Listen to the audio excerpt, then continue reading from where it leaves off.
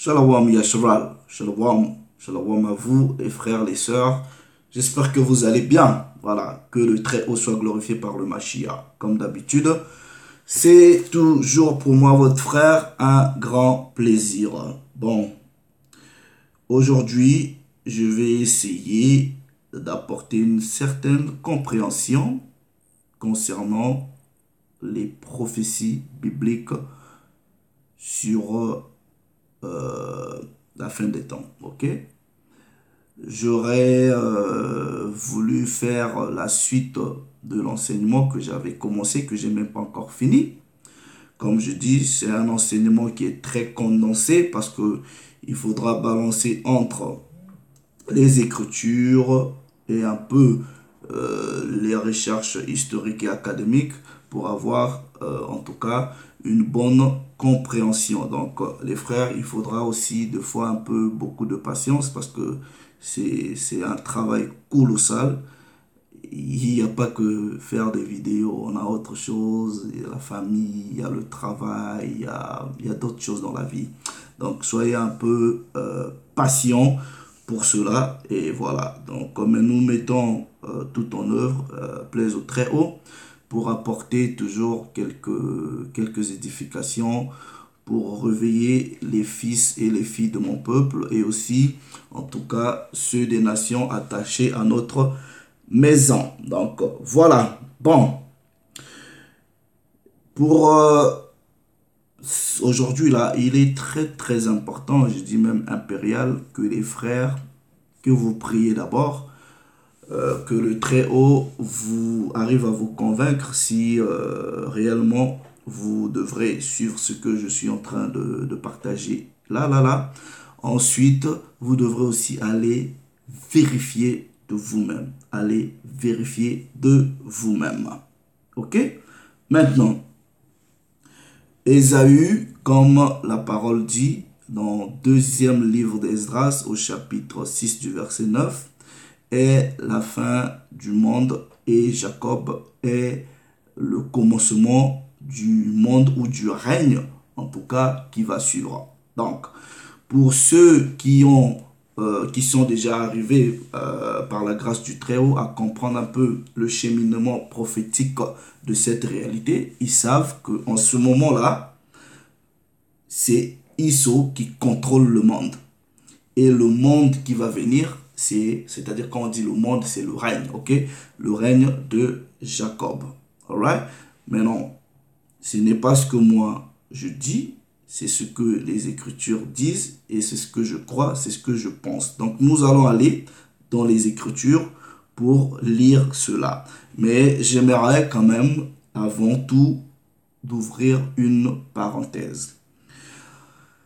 Parce que, vous voyez aujourd'hui,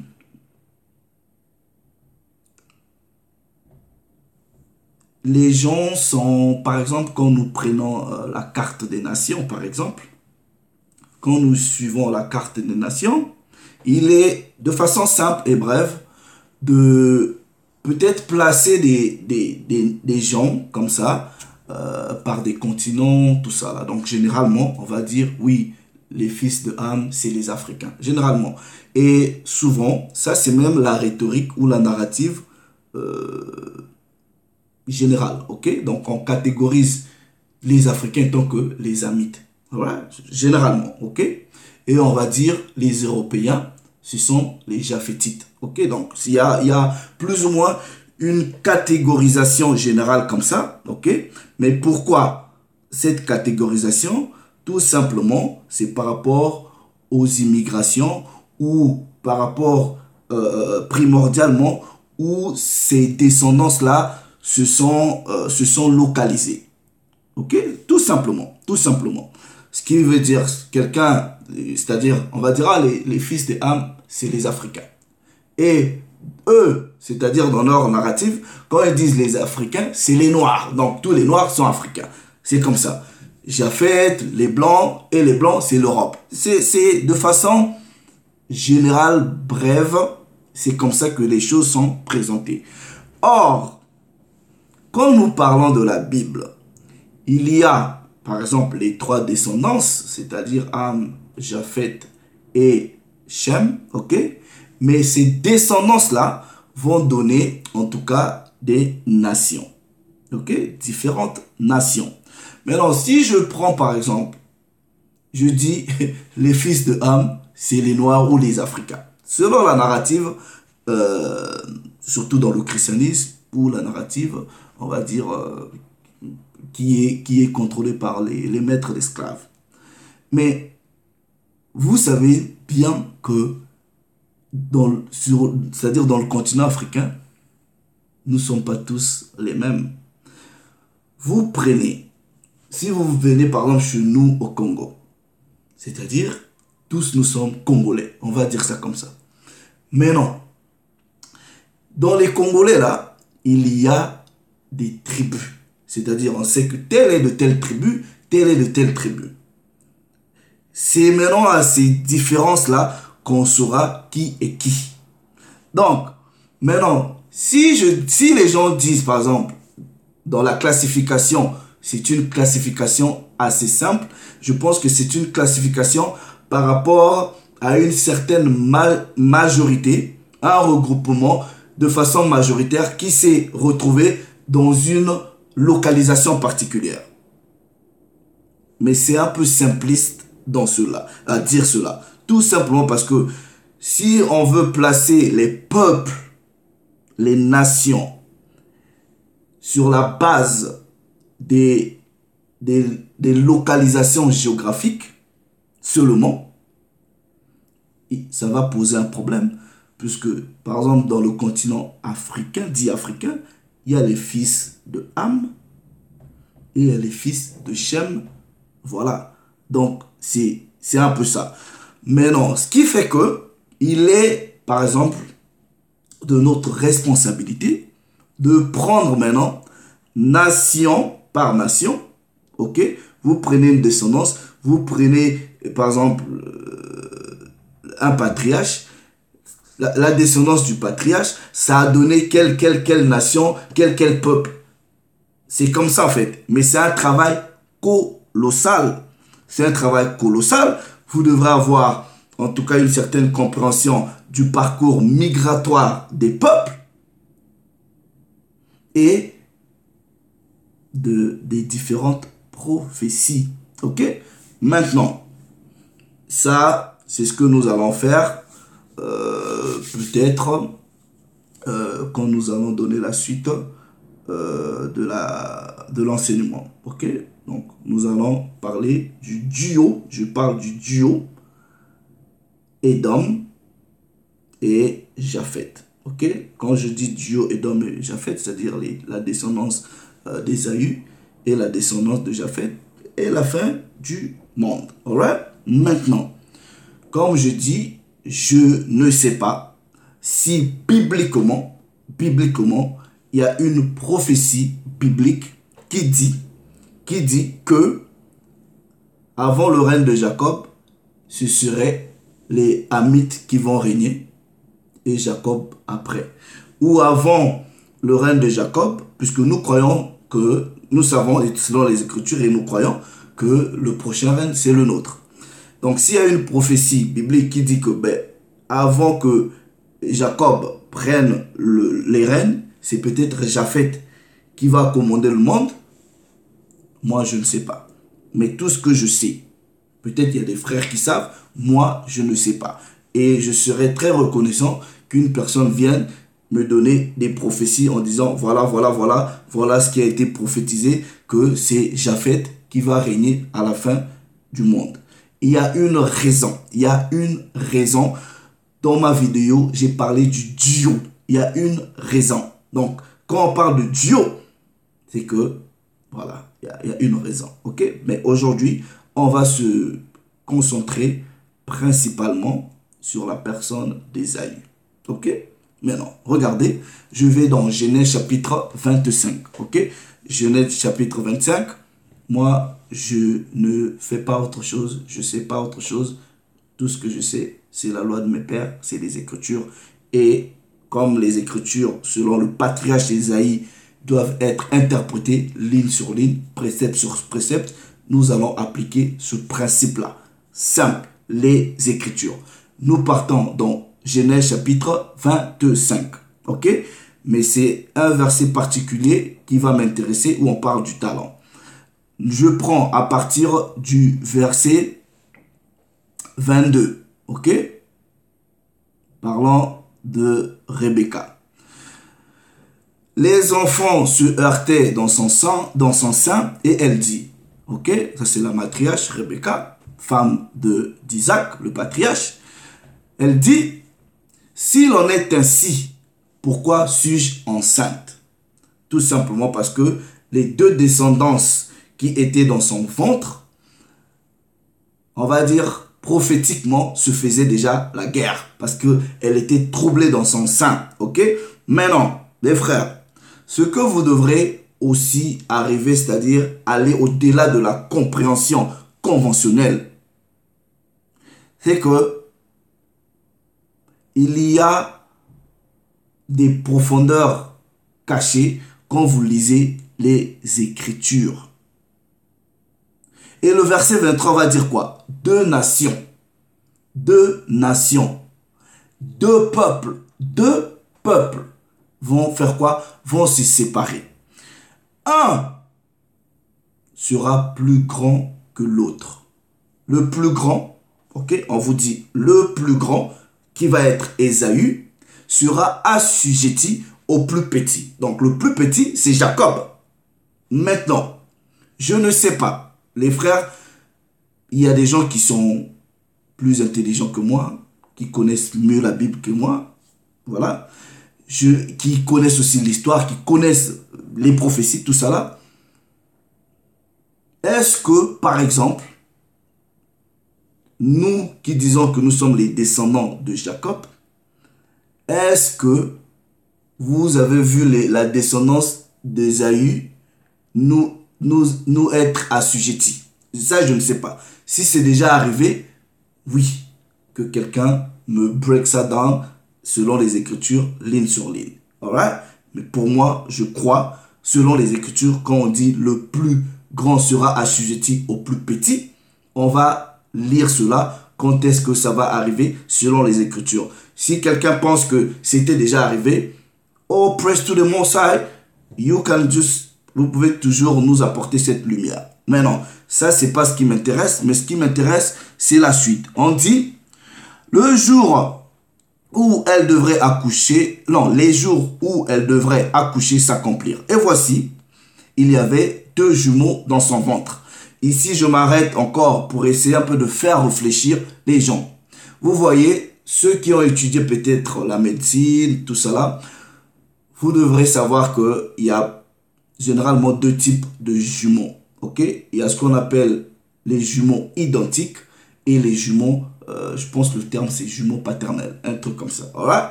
Donc, essayez un peu de chercher à savoir quelle est la différence entre des jumeaux qui sont identiques et des jumeaux qui sont dits paternels. Ok? Je ne suis pas là pour élaborer sur ces sujets. Plaise très haut, nous allons revenir. Mais partons sur le point. Ok? Donc, on dit, il y avait deux jumeaux dans son ventre. Le premier sortit roux, comme un manteau de poil. On lui donna le nom d'Ésaü. Ça ne nous intéresse pas pour le sujet d'aujourd'hui. Maintenant, on dit ensuite sortit son frère. Maintenant, écoutez très bien. Dans la main tenait le talon d'Issou, d'Ésaü. C'était quoi maintenant cette symbolique-là? C'est ce que Esdras va nous expliquer. Ok? Cette symbolique, c'est ce que Esdras va nous expliquer. Donc, nous allons dans deuxième livre d'Esdras ou quatrième livre. Hein? Alright? Nous allons prendre le chapitre 6. Ok?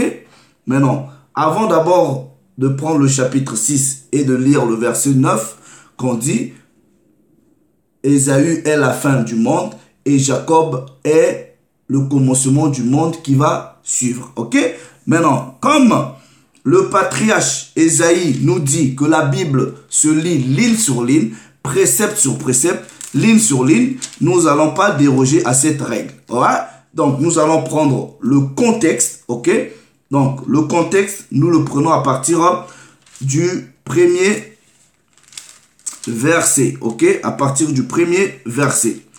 Il est écrit, il me dit, au commencement, bon, je vais lire ici, puisque si je lis en anglais, je vais essayer de chercher, je vais être fidèle à la traduction, ok? Il me dit, le verset premier, ça c'est Esdras, ok? Il me dit, au commencement, voilà, au commencement, c'est-à-dire quand la terre fut créée, avant que soient dressées les portes du monde, avant que ne soufflent les assemblées des vents, avant que ne retentissent les voix des tonnerres, avant que ne flamboient les éclairs fulgurants, avant que ne soient affermis les fondements du paradis, avant que n'apparaissent les fleurs magnifiques, avant que ne soient affermies les forces du mouvement, avant que ne soient assemblées les innombrables armées des anges, avant que ne soient déployées les hauteurs des airs, avant que ne soient nommées les mesures des firmaments, firmament, firmament. Ah, le mot là, de fois, il me pose un peu des problèmes depuis toujours. Anyway, avant que ne soit fixé l'escabeau de Sion, avant que ne soient déchiffrées les années présentes, avant que ne soient détournées les machinations de ceux qui pêchent maintenant, et que ne soient marqués d'un sceau ceux qui ont fait de la foi un trésor, alors j'ai conçu, ok, des desseins, et tout cela fut fait par moi seul et non par un autre. Et tout comme la fin sera fait par moi et non par un autre. Ok, donc nous voyons déjà que dans le contexte, dans le préalable, on parle de la création du monde, les mouvements, des choses comme ça. Alright? Mais non, comprenez que quand nous avons lu Genèse, alright, on dit Ésaü est sorti le premier et que les prophéties disent que Ésaü, c'est-à-dire le plus grand, sera assujetti au plus petit. Le plus petit est sorti en deuxième, ok? Premier, deuxième. Et en sortant en deuxième position, il a tenu le talent de son frère. Alright? Maintenant, le verset 7, ok? Puisque le verset 6 nous parle, voilà, donc c'est plus ou moins la création. Maintenant, il dit, le verset 7, il dit, je répondis, quelle sera la séparation des temps? Maintenant, regardez par exemple, dans cette version, on dit, ok, quelle sera la séparation des temps? Je continue la lecture, excusez-moi. Quand se produira la fin du premier et le commencement du suivant? Il me dit, depuis Abraham jusqu'à Abraham, car c'est de lui que sont nés Jacob et Ésaü. Il n'a même pas commencé par Adam.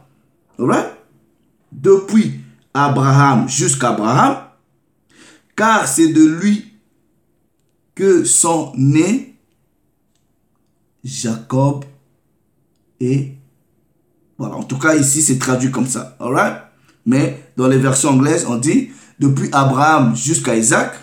Ok? Maintenant il dit, je continue la lecture. Car c'est de lui qui sont c'est de lui que sont nés Jacob et Ésaü. De fait, ok, Esdras, c'est-à-dire l'ange qui lui révèle des choses, fait maintenant allusion à Genèse chapitre 25 que nous avons lu. Et comprenez que Esdras ici, quand on a commencé, il ne s'agit que des générations, des temps. Il s'agit de la création. Ok, maintenant il dit, de fait, depuis Abraham jusqu'à Isaac, car c'est de lui qui sont nés Jacob et Ésaü, de fait, la main de Jacob tenait dès le commencement le talent d'Ésaü.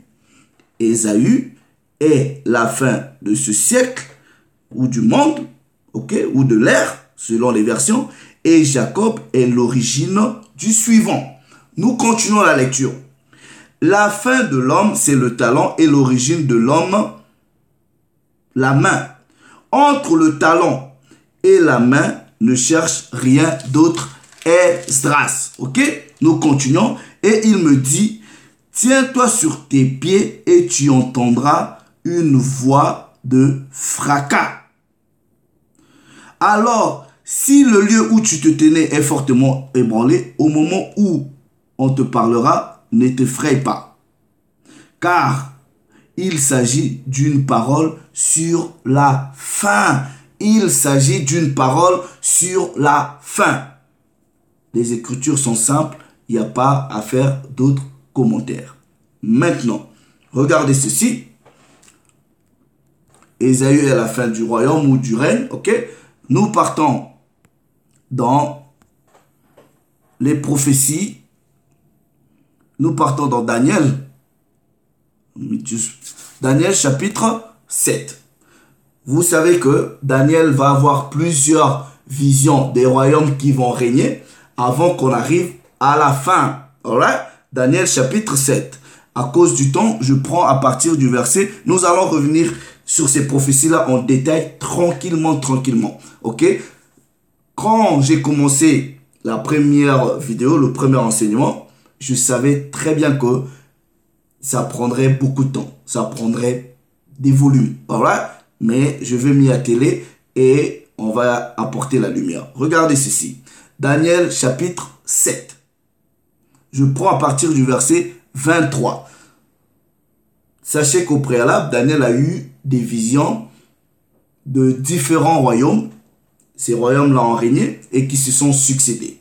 Et dans ces visions, les visions sont représentées par des animaux. Mais je prends à partir du verset 23. Regardez, en parlant du quatrième animal. À partir du verset 23, il dit, il me parla ainsi.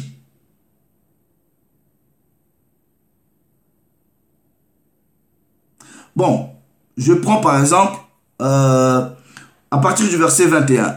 Et je vis cette corne faire la guerre aux saints et l'emporter sur eux, jusqu'au moment où l'ancien des jours vint donner droit au sein du Très-Haut, et le temps arrivera où les saints furent en possession du royaume, du règne. Ok?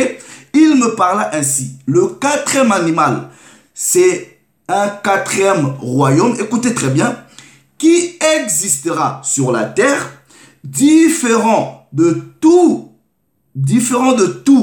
les royaumes, et qui dévorera toute la terre, la foulera et la brisera. Nous continuons la lecture. Et les 10 cornes, ce sont les 10 rois qui se lèveront de ce royaume. Un autre se lèvera après eux. Il sera différent des premiers. Et il abaissera 3 rois. Il prononcera des paroles contre le Très-Haut.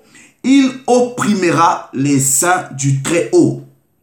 Et il espérera, pas il espérera, mais en tout cas, dans d'autres versions, on dit il changera les temps et la loi. Qui a changé les temps et qui a changé les lois? Vous savez qui a fait ça. Alright? Comme je dis, vous devrez d'abord prier pour avoir cette réception prophétique. Regardez ce que vous vivez tous les jours. Ok? Il changera les temps et la loi.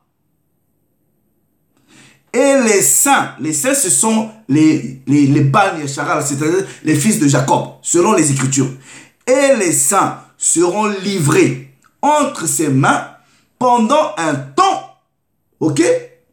Des temps et la moitié d'un temps. Puis, c'est-à-dire, puis viendra le jugement à cet animal-là. On lui ôtera sa domination, cette domination qui sera détruite et anéantie pour jamais. Alright? Les Écritures sont simples. Le règne, la domination et la grandeur de tous les royaumes qui sont sous les cieux seront donnés au peuple au peuple des saints. Or, le Mashiach, dans Matthieu, il a dit quoi? Il mettra les brebis à droite, les boucs à gauche, et il dira aux brebis, prenez le royaume qui vous a été préparé dès le commencement. Je pense que, ligne sur ligne, celui qui a l'intelligence, il va comprendre comment est-ce que les prophéties s'agencent. Maintenant, on dit, puis viendra le jugement, on lui ôtera, c'est-à-dire au quatrième animal, à la quatrième bête, on lui ôtera sa domination, et cette domination sera détruite et anéantie pour jamais. Le règne, la domination et la grandeur de tous les royaumes qui sont sous les cieux seront donnés au peuple des saints du Très-Haut. Son règne, ce règne-là du peuple sera un règne éternel et tous les dominateurs le serviront et lui obéiront. Retenez ça.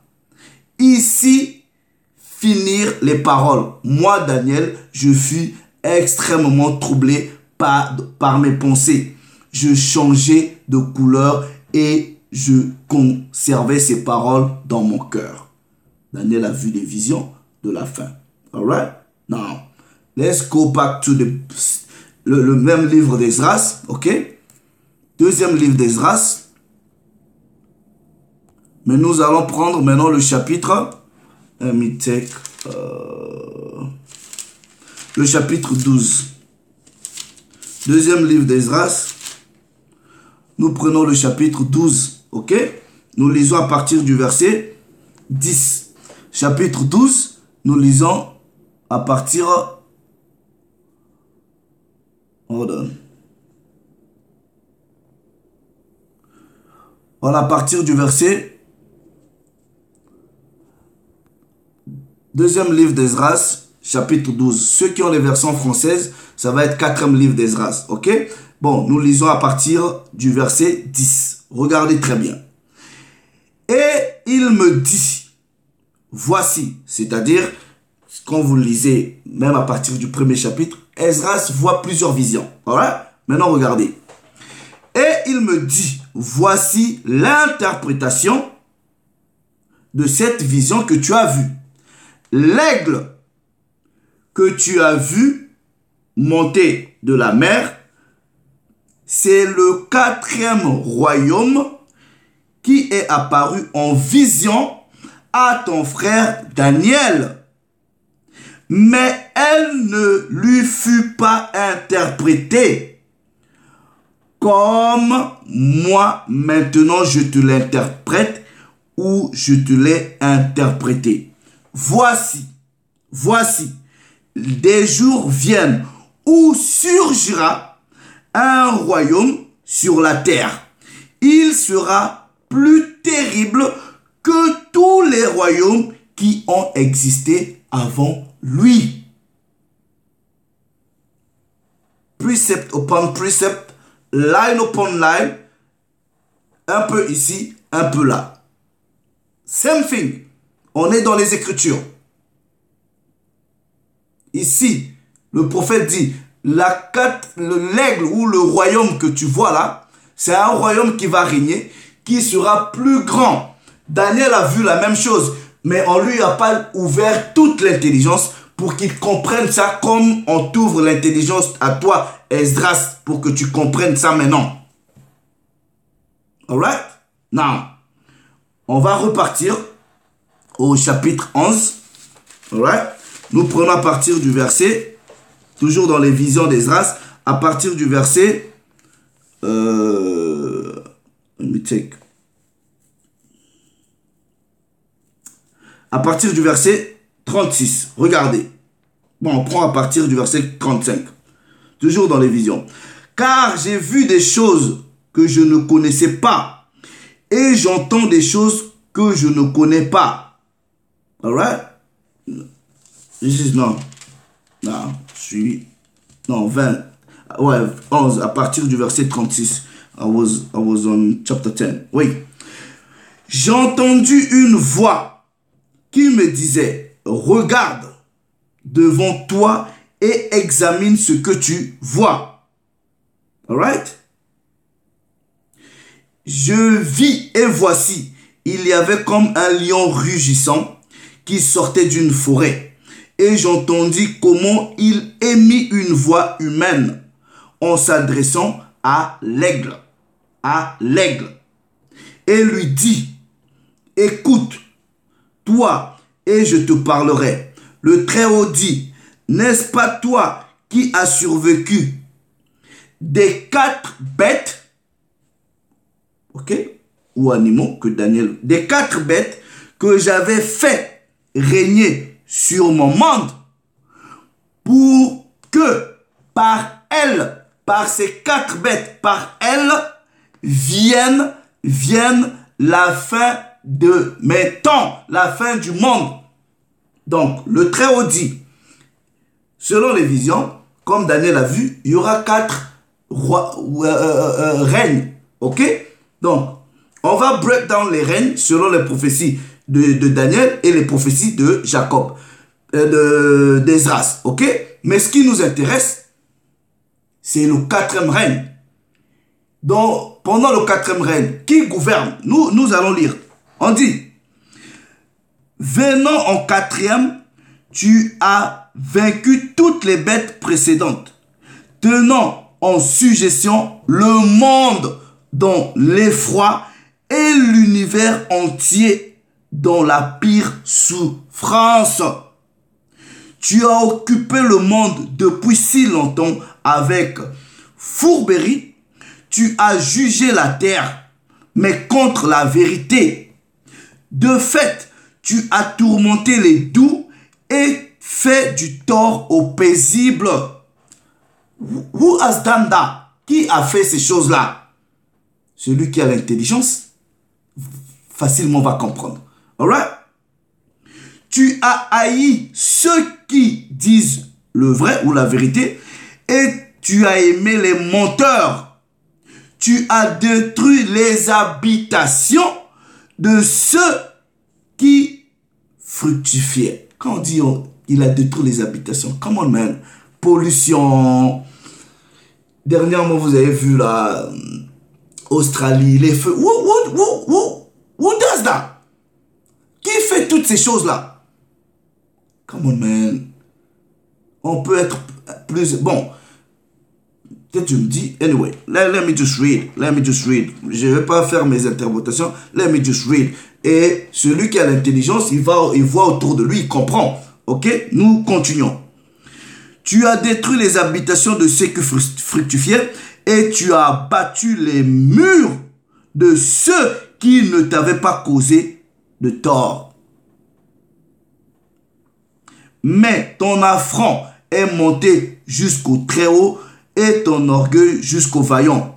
Le Très-Haut a regardé ces temps. Voici qu'ils sont parvenus à leur terme et que ces siècles sont accomplis. C'est pourquoi il faut que tu disparaisses, toi l'aigle, et tes ailes horribles, tes ailettes cruelles, tes têtes méchantes, ce sont des chefs, ok? Alright? Tes serres très cruelles et tout ton corps vain, afin que la terre entière trouve le rafraîchissement, se relève libéré de ta violence et attende le jugement et la miséricorde de celui qui l'a faite. Toutes les prophéties disent que la 4e bête là va être anéantie. Alright? That's the scripture. Bon, maintenant, quand vous lisez les prophéties d'Esdras concernant la fin du temps, vous comprenez que la Bible dit que Daniel a vu une partie des prophéties, mais on ne lui a pas tout expliqué. Esdras va beaucoup plus parler de l'aigle. Non, regardez autour de vous. L'aigle, c'est le symbole de qui? Think! J'ai pas besoin d'aller sur Google pour... L'aigle, c'est le symbole de qui? That's plain. That's the scripture. Ésaü est la fin du monde. Jacob est le commencement du monde qui va suivre. Et simple. C'est pour cela, Édom tremble. Édom tremble. Le peuple du Très-Haut se réveille, s'approprie son identité, commence à comprendre les prophéties. Édom a chaud. Les nations ont chaud.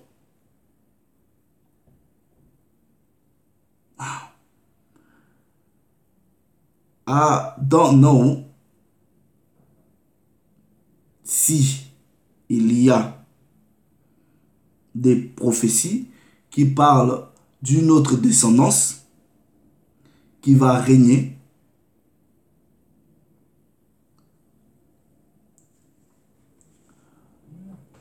à la fin des temps. I don't know. Moi, ce que je sais, c'est ce que les prophéties disent. Maintenant, les frères, vous devrez, ça c'est votre responsabilité maintenant. Des fois, je me dis, il y a trop d'attentes sur des gens. Non, ne vous attendez pas à ce que les frères viennent toujours vous dire des choses. Le prophète Daniel dit, quand on lui a dit de sceller le livre, il dit scelle, les temps arrivera, il y en a qui vont lire et la connaissance va augmenter. Guys, moi personnellement, je vous livre un secret. Je vous livre un secret. Et ça a toujours marché comme ça avec moi.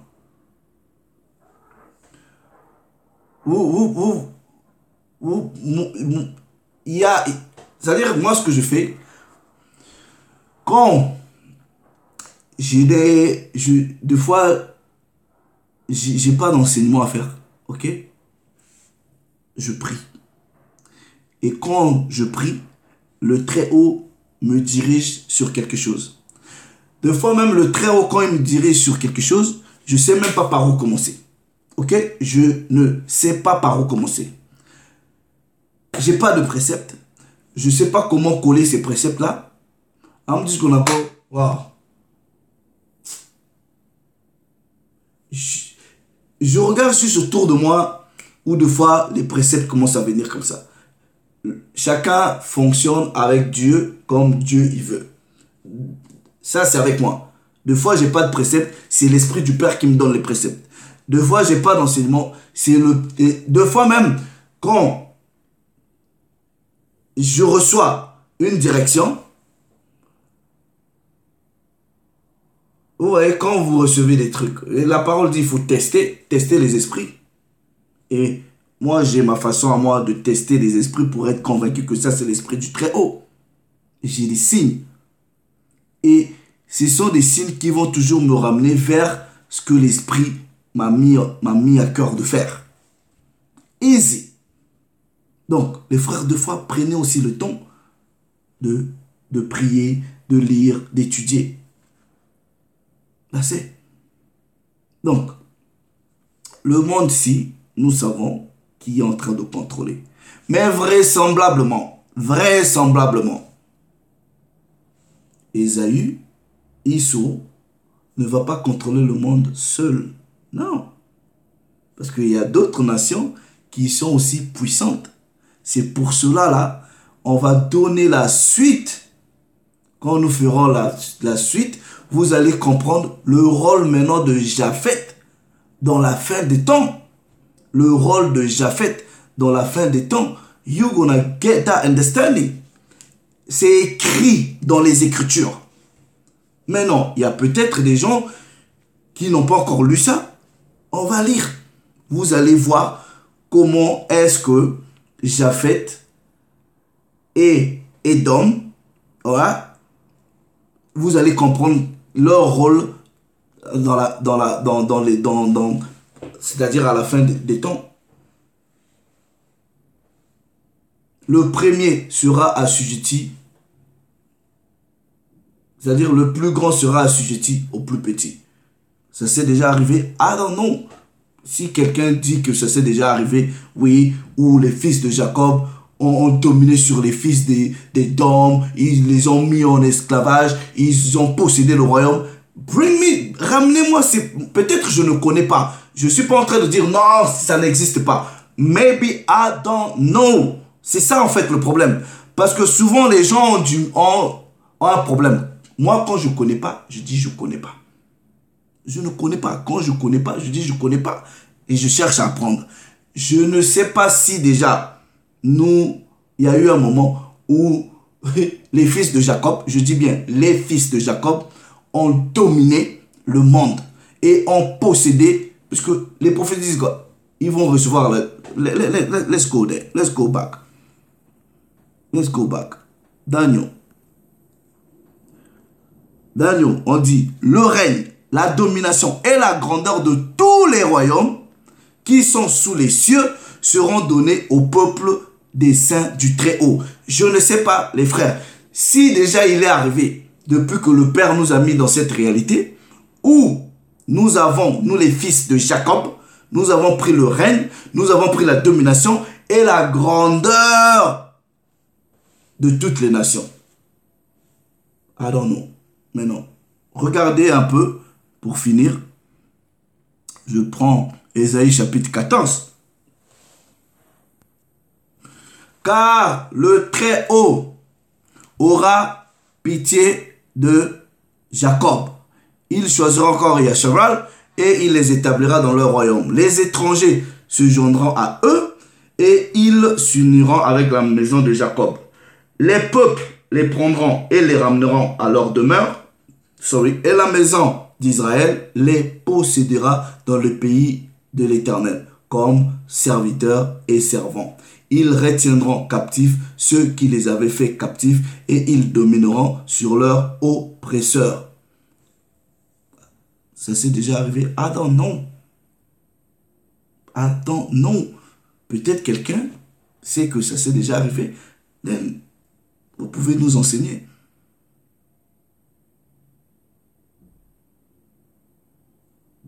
Là, c'est.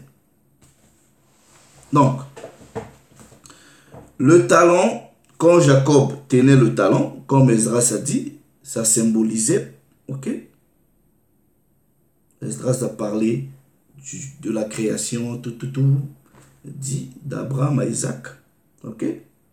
Quand ils sont nés, le talent, Jacob tenait le talent d'Ésaü, cela signifiait que Ésaü est la fin du monde et Jacob est le commencement du monde qui va suivre. Period. That's it. Et, should I even read this? Let me go to quickly les prophéties de Abdias. Ok. Les prophéties contre Édom. Je prends par exemple le verset 15.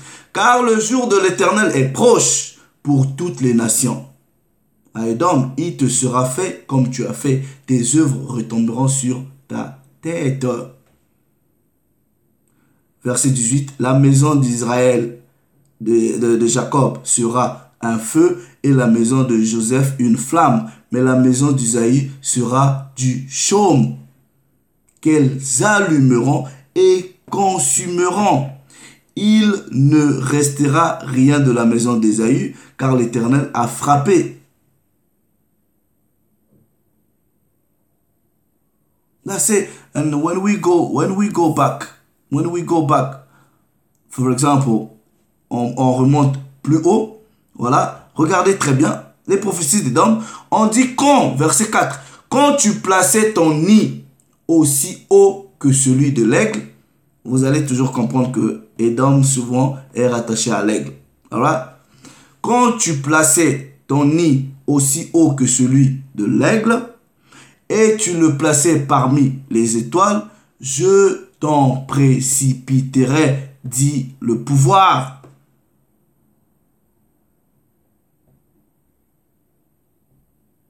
Mais non. Verset 7. Tous tes alliés t'ont chassé jusqu'à la frontière. Non, right now, quand nous parlons d'Édom, Qui sont les alliés d'Édom? That's when... Qui sont les alliés d'Édom qui vont le chasser? Parce que ce que vous ne comprenez pas, nous les Bani Hacharal qui attendons soi-disant le royaume, on n'a pas le pouvoir de faire la guerre à Édom. How? Vous avez quelle arme? Vous avez quoi? Quelle logistique? Non. Ce que vous devrez comprendre, c'est que le Très-Haut va utiliser, ok, Édom contre d'autres nations fortes. Alright? Édom contre d'autres nations fortes et quelque chose va arriver. Est-ce que vous comprenez? Donc, les frères, il faut lire les temps. Il faut lire les temps. Là, c'est simple. Le talon d'Ésaü, là, ça sonnait la fin du monde, la fin du règne. La fin du règne. Et nous allons rentrer dans le rafraîchissement que le Père nous avait promis. That's the scripture. Alright? Non, le Très-Haut s'est encore glorifié. Maintenant, ce que je vais faire, c'est que je donnerai la suite. Ensuite, on va expliquer plusieurs misconceptions, c'est-à-dire des mauvaises conceptions. Pas des mauvaises, bon, on peut appeler ça mauvaise conception, mais aussi, je sens la nécessité d'apporter un peu des observations ou des contributions sur quelques détails qui sont très très importants et qui peuvent aussi confondre beaucoup de gens. Beaucoup de gens. Alright? Beaucoup de gens. Bon, après, le reste, c'est pas important. Ce qui est important is word is scripture. Alright? Donc, voilà. Maintenant, bon, je sais qu'il y a toujours des gens qui seront pas contents. Anyway, alright? Bring your precept. Ok? Bring your precept. Bon. J'ai fait cette vidéo, je ne l'avais pas préparée comme telle. Just by, the power of the Most High. Donc voilà. Ok? Mais il y a plusieurs d'autres prophéties sur Isso. Donc voilà. J'aimerais quand même, les frères, vous pouvez commenter sur les prophéties de Japheth. Et quand je parle de Japheth, Japheth, il a une descendance. Il faut connaître les peuples. Il faut connaître les peuples. You think, aujourd'hui, par exemple, vous vous dites Congolais, Français, je sais pas qui, là. You need to break down. Avant que vous vous appelez Français aussi, aujourd'hui. Avant que vous vous appelez Espagnol. Vous vous appelez qui? C'est ça, là, quand je parle de la dimension académique des choses. You need to go into les livres historiques. Prendre la Bible, faire comprendre les migrations, les parcours, les peuples, tout ça là. It takes time. Alright? It takes time. Mais on va dédier ce temps-là à faire la recherche nécessaire pour apporter des éclaircissements aux frères. Alright? Donc, le Très-Haut, c'est encore glorifié. Je sais que il y en a qui vont venir encore ici pour parler d'histoire blanc, noir, blanc, noir. Ain't got time for that. Alright? Ain't got time for that. Donc, I only deal, moi je deal avec des gens qui ramènent ça là. Voilà. Break it down. Simple. That's it. Le Très-Haut c'est encore glorifié. Shalom.